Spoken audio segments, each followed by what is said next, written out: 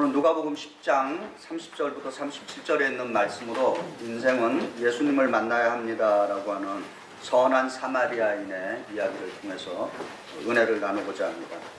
이 선한 사마리아인의 이야기는 우리가 아주 잘 알고 있는 이야기고, 주로 이 본문은 사회 정의를 위해서 많이 설교되는 본문입니다. 오늘은 좀 더 다른 면에서 이 성경 말씀을 좀 풀이해 가고자 합니다. 초대교회에서 성경을 해석하는 두 가지 방법이 있는데, 그 두 가지 방법은 아직까지 우리들에게 영향을 미치고 있습니다. 그 첫 번째는 성경에 쓰여진 문자를 중요시 여기는 안디옥 학파가 있습니다. 그리고 두 번째로는 그 성경의 문자보다는 그 문자 이면에 있는 의미를 중요시 여기는 알렉산드리아 학파가 있습니다. 그 두 가지 성서 해석 방법이 지금 2000년의 역사를 통해서 계속해서 이어지고 있습니다.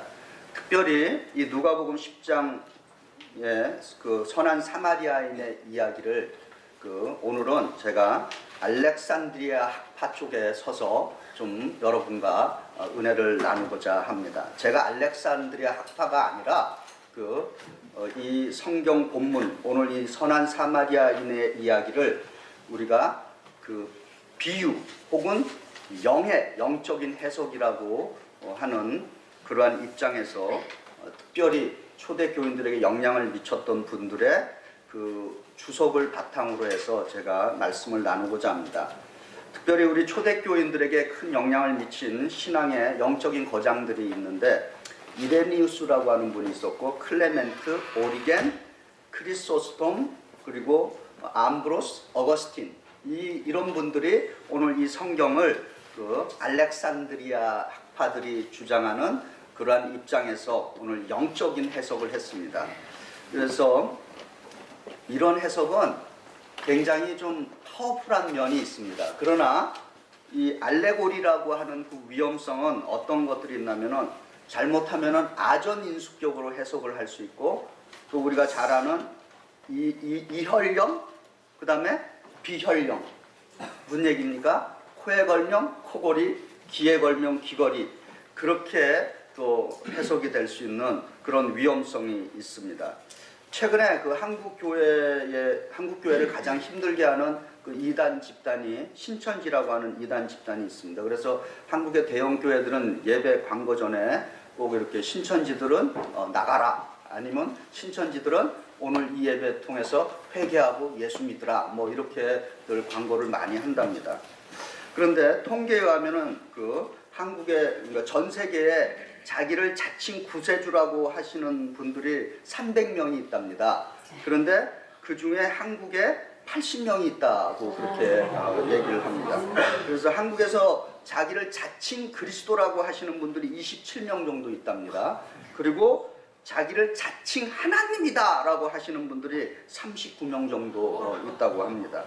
그리고 이 이단들의 이 특징, 특별히 신천지들이 그 성경에 많은 평범한 신앙인들에게 영향을 미치는 게, 이 모든 성경의 말씀을 이 알렉산드리아 학파가 이야기하는 비유 혹은 영적인 해석으로 이렇게 하고 있다는 것입니다.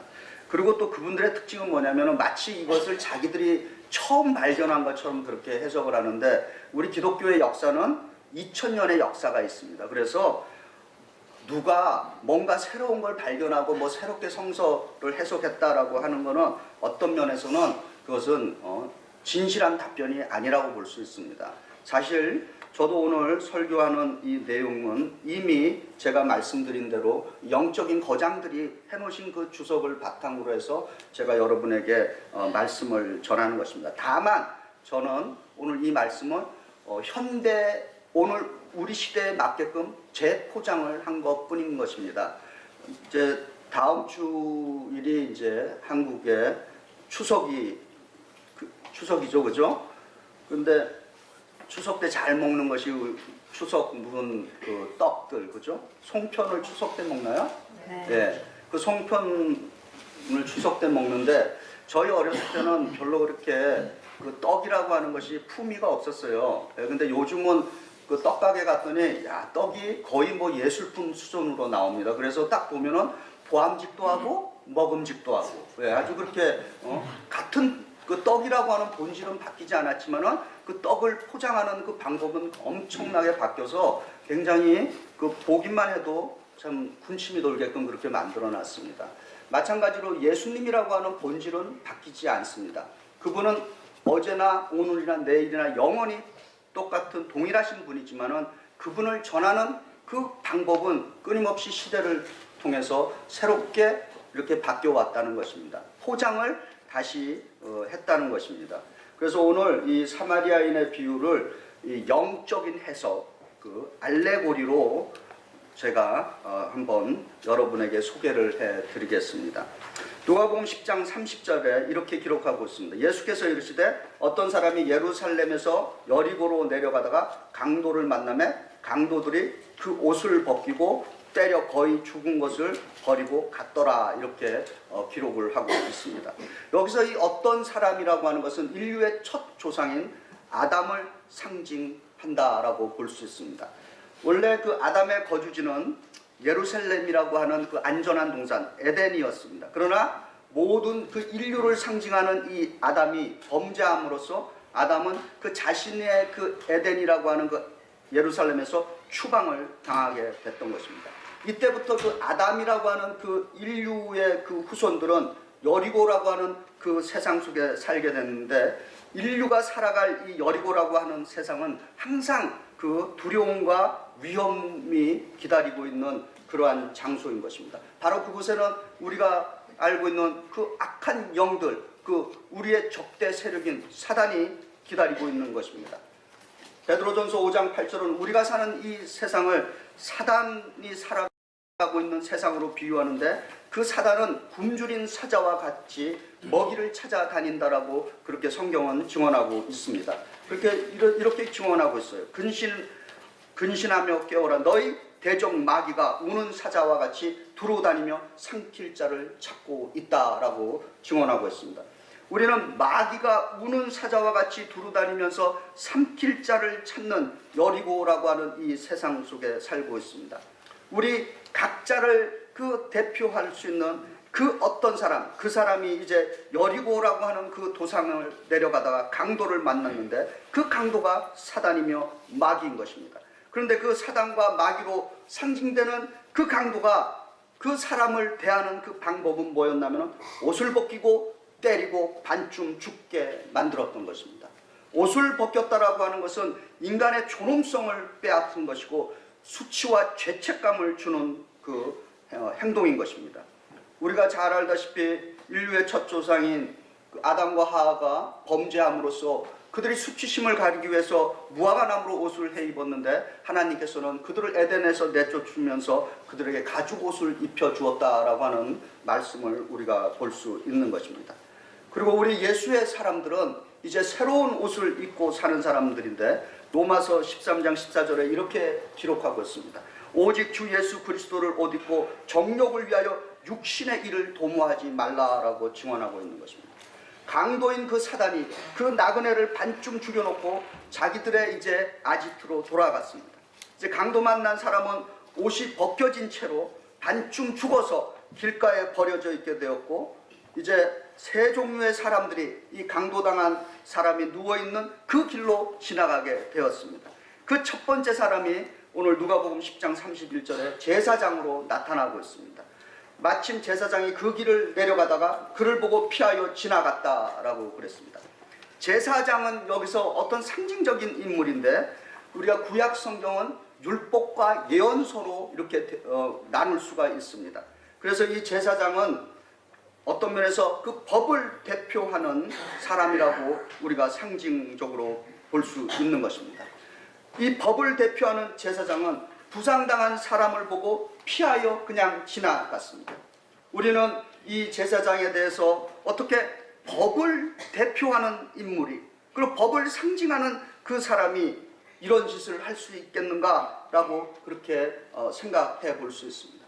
그러나 제사장도 자기가 도울 수 없다라고 하는 그 법적인 근거를 그가 갖고 있는 것입니다. 아마 그날 이 제사장은 이렇게 생각했을 거예요. 신명기 19장 11절에 제사장이 만져서는 안 되는 그 법률 조항을 아마 생각하면서 이렇게 지나갔을 겁니다. 사람의 시체를 만진 자는 이래 동안 부정하다라고 하는 그 법률 조항을 기억하면서 제사장은 그 사람이 죽었다고 생각해서 만약 자기가 그 죽은 사람을 만지면 자기가 성전에서 더 이상 사역할 수 없고 그래서 잡을 잃어버릴 수 있다라고 하는 그 염려를 하면서 지나갔는지도 모르는 것입니다.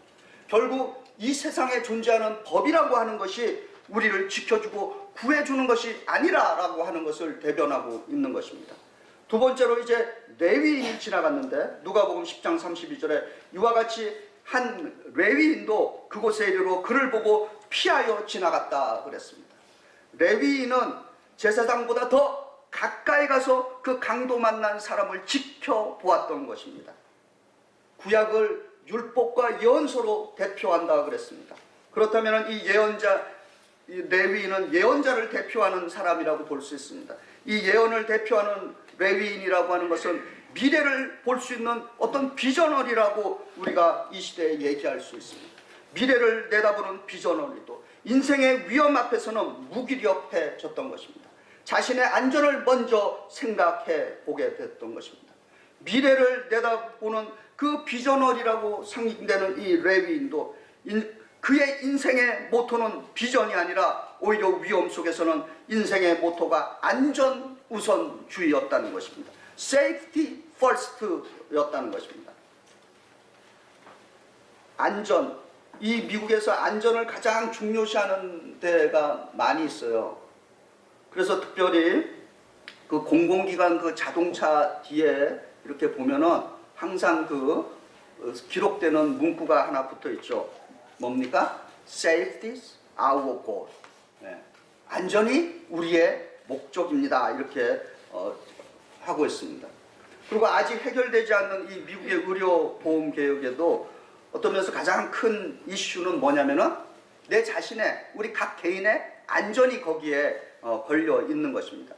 그래서 아마 이런 질문들을 하게 될 겁니다. 이 의료보험 개혁이 되면은 나는 안전한가? 혹은 이 의료보험 계획이 되면은 나는 카바가 되는가? 라고 하는 어떤 그러한 질문을 하게 될 것입니다. 이 예언을 대표하는 레위인도 자신의 안전을 위해서 한 생명을 살릴 수 있는 그 미래의 변화를 포기했던 것입니다. 지금 말하는 그 위에 두 사람, 어떤 지식이라고 하는 그 사회적 안전장치인 법을 대표하는 제사장과 미래를 내다볼 수 있는 그 비전어리를 대표하는 레위인도 결국 인생을 구원하지 못했다는 것입니다. 이제 세 번째로 사마리아 여인이 지나갑니다. 누가복음 10장 33절입니다.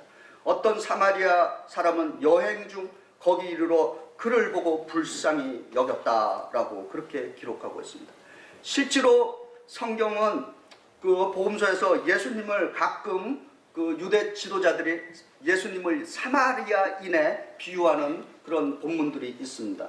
요한복음 8장 48절에 이렇게 기록하고 있어요. 유대인들이 대답하여 이르되 우리가 너를 예수를 사마리아 사람이라 또는 귀신 들렸다 하는 말이 옳지 아니하느냐라고 그렇게 예수님을 사마리아인에다가 이렇게 비유를 하고 있습니다.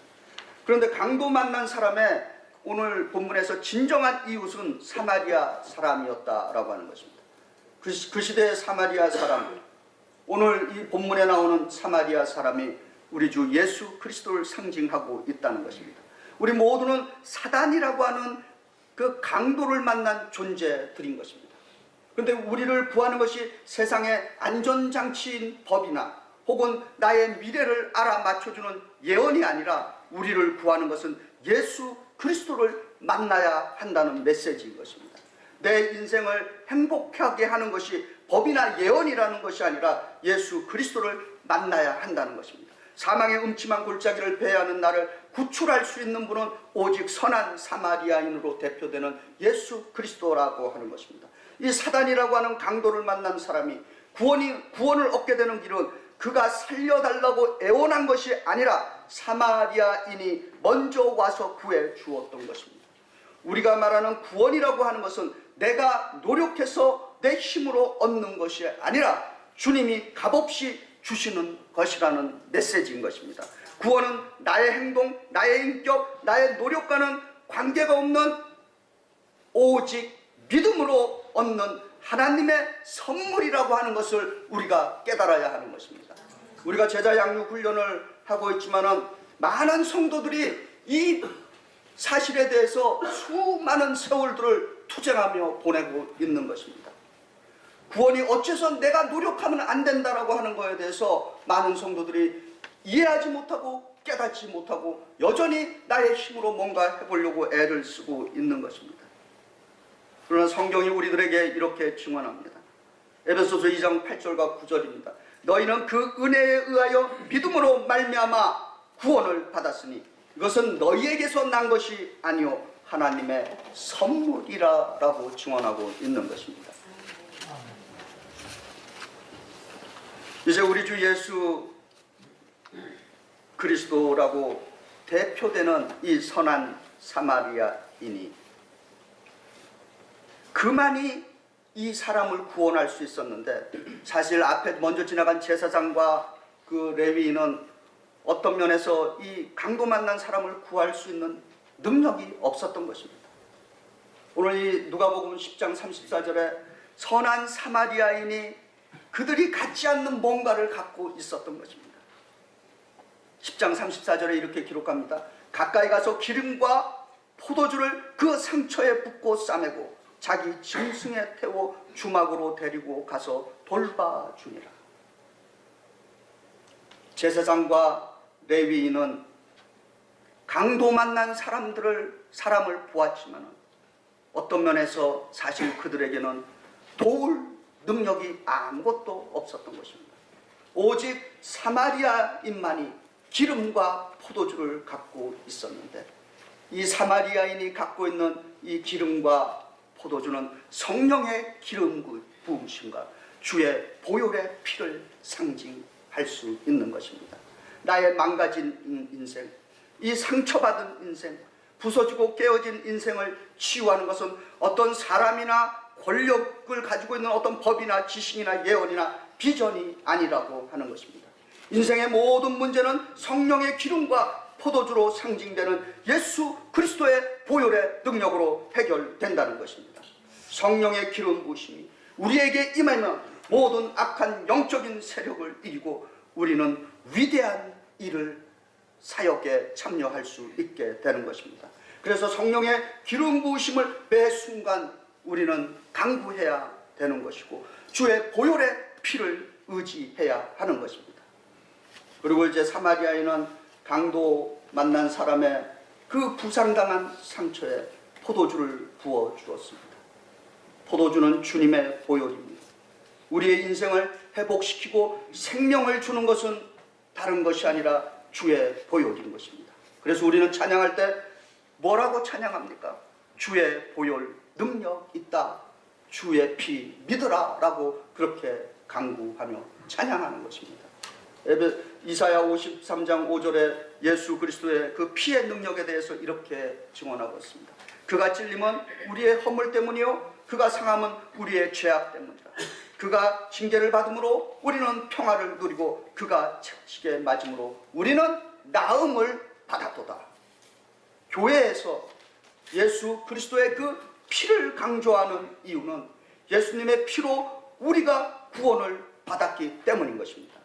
그리고 예수님의 그 본질은 성경이 성령과 물과 피라고 하는 그 삼위일체로 구성이 되어 있다고 요한일서 5장 8절에 예수님의 본질에 대해서 이렇게 증언하고 있습니다. 성령과 물과 피라. 또한 이 셋은 합하여 하나이니라.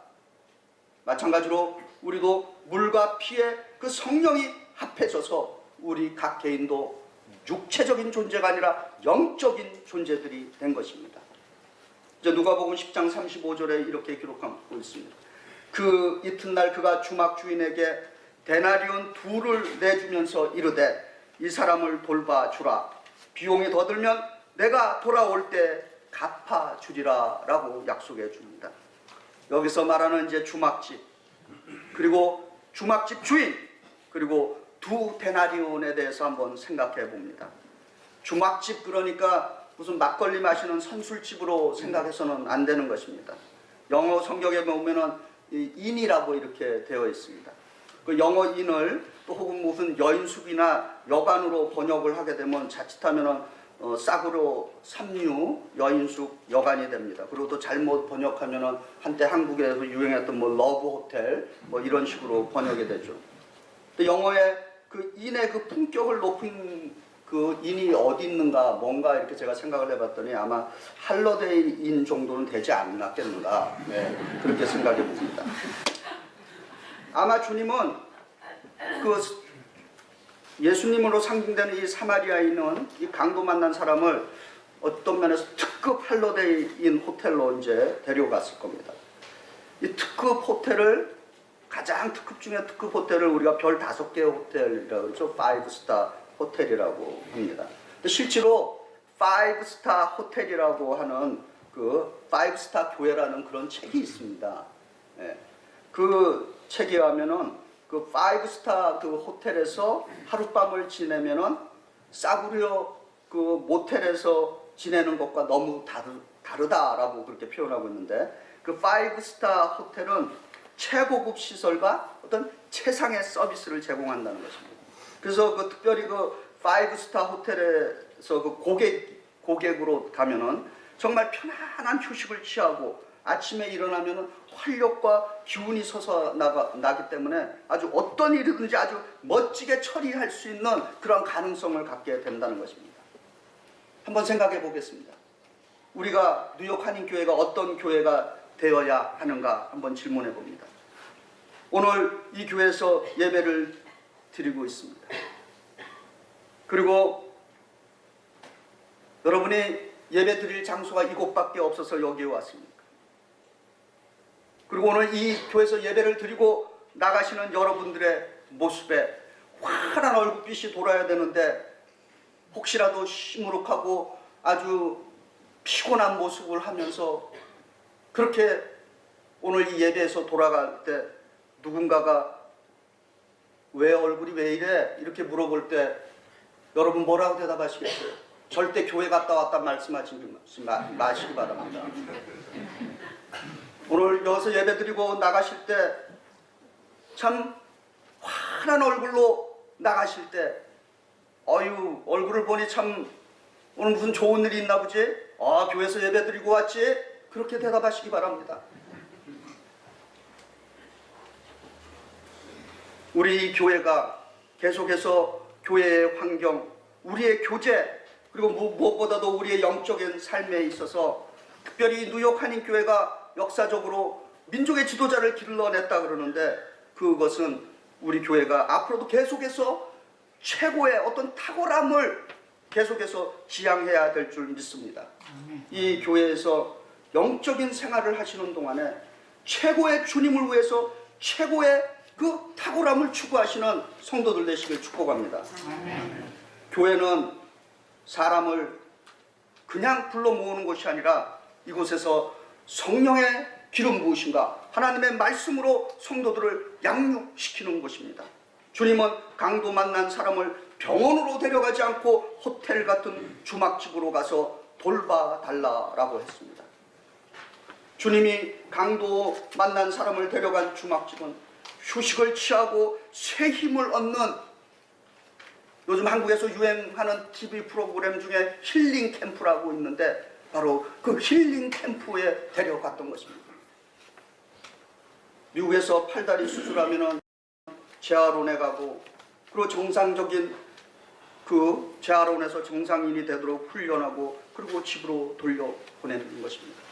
병든 사람, 수술한 사람, 그리고 치유받을 사람들이 필요한 것이 힐링 센터가 있어야 되듯이 이 교회라고 하는 것은 상처받은 사람, 깨어진 인생, 초라한 인생, 모든 종류의 사람들을 말씀과 성령으로 예수 그리스도의 제자로서 다시 한번 새롭게 세워주는 곳인 것입니다. 교인들이 이 교회에 와서 그저 앉았다 가는 것이 아니라 주막집으로 상징되는 이 교회에서 치유받으시고 말씀으로 위로받고 힘을 얻어서 능력의 삶을 살 수 있는 이 교회가 되도록 우리가 함께 기도하며 수고하며 헌신해 주시기를 부탁드립니다. 이제 강도 만난 사람은 주막집에 와서 건강을 회복하고 자기의 길을 갔을 겁니다. 그런데 우리들이 이 강도 만난 사람을 보면서 이런 생각을 해보게 됩니다. 찬양 중에 우리가 이런 찬양을 즐겨 불러요. 내 모습 이대로 날 받으소서. 좋은 찬양입니다. 제가 이 찬양을 부를 때마다 저는 항상 이렇게 생각합니다. 주일날 올 때는 내 모습 이대로 날 받으소서, 이렇게 하면서 와야 됩니다. 그러나 이곳을 떠날 때는 내 모습 이대로 날 받으소서라고 해서는 안 되는 것입니다. 이곳을 떠날 때는 부정적인 사람은 긍정적으로 바뀌고, 그리고 적극적으로 바뀌고, 나는 운명과 팔자로 산다라고 생각하면서 초라한 인생관을 갖고 있는 분들은 오늘도 예수의 그 복음의 말씀으로 나는 힘을 얻고 내가 하나님의 자녀라고 하는 새로운 그 아이덴티티를 갖고 나가셔야 하는 것입니다.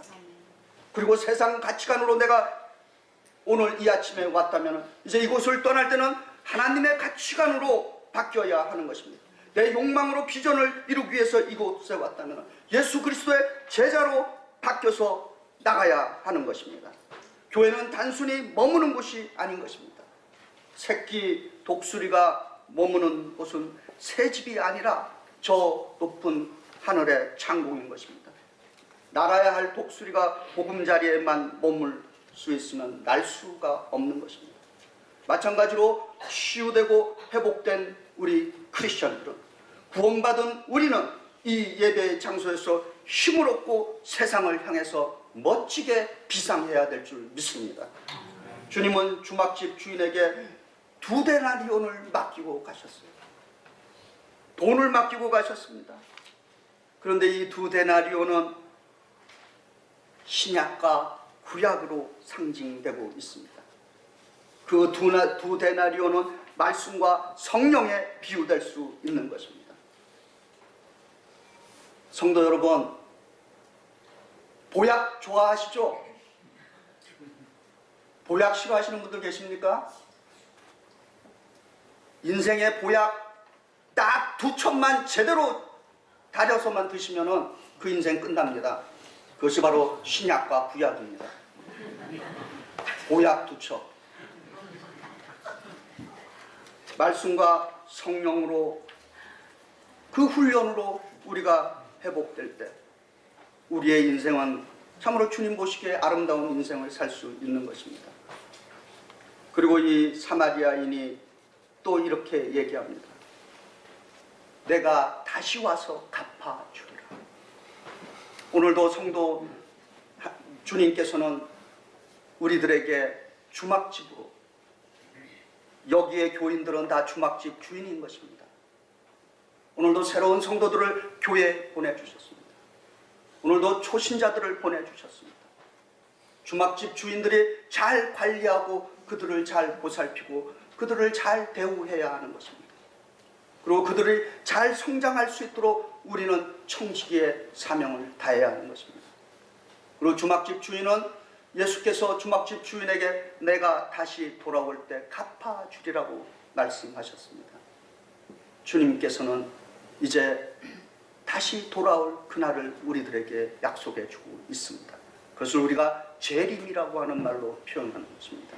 주님이 다시 돌아오시는 그날까지 저와 여러분은 피차에 서로의 맡은 바 직분에 충실하신다면 다시 돌아오신 그 주님께서 우리의 모든 것을 회복해 주시고 또 축복해 주실 줄 믿습니다. 주님이 나를 또 교회를 통해서 말씀 훈련, 성령 훈련으로 회복시켜 주시는 것처럼 부활하신 주님이 다시 오시는 그날까지 주님이 보내주신 그 성도들을 이 뉴욕 한인교회에서 말씀과 성령으로 회복시키고 그들을 섬기며 훈련시켜서 건강한 예수 그리스도의 제자들로 양육하시며 양육하며 사시길 축복합니다. 사랑하는 성도 여러분, 건강한 교회관을 가지시고 건강한 구원관을 가지셔서 항상 선한 사마리아인이 했던 것처럼 저희도 그 삶을 살 수 있기를 주의 이름으로 축원드립니다. 기도하시겠습니다. 사랑과 은혜가 충만하신 하나님, 오늘 선한 사마리아인의 이야기를 통해서 저희들에게 귀한 교훈을 주신 줄 믿습니다. 저희들 인생 살아갈 때 건강한 구원관을 갖게 하여 주시옵고, 또한 저희들이 교회를 통해서 신앙생활을 하오니 건강한 교회관을 소유하는 성도들 되게 하여 주시옵소서. 그래서 주님, 저희 뉴욕 한인교회가 이 세상에 상처받고 병들고 깨어지고 피곤하고 힘든 그 인생들에게 소망을 주는 교회가 되게 역사하여 주시옵소서. 이 교회에 항상 주의 말씀이 살아서 역사하게 하여 주시고 성령의 기름 부으심이 충만하게 역사하여 주시옵소서. 예수님 이름 받들어 감사하며 기도합니다. 아멘.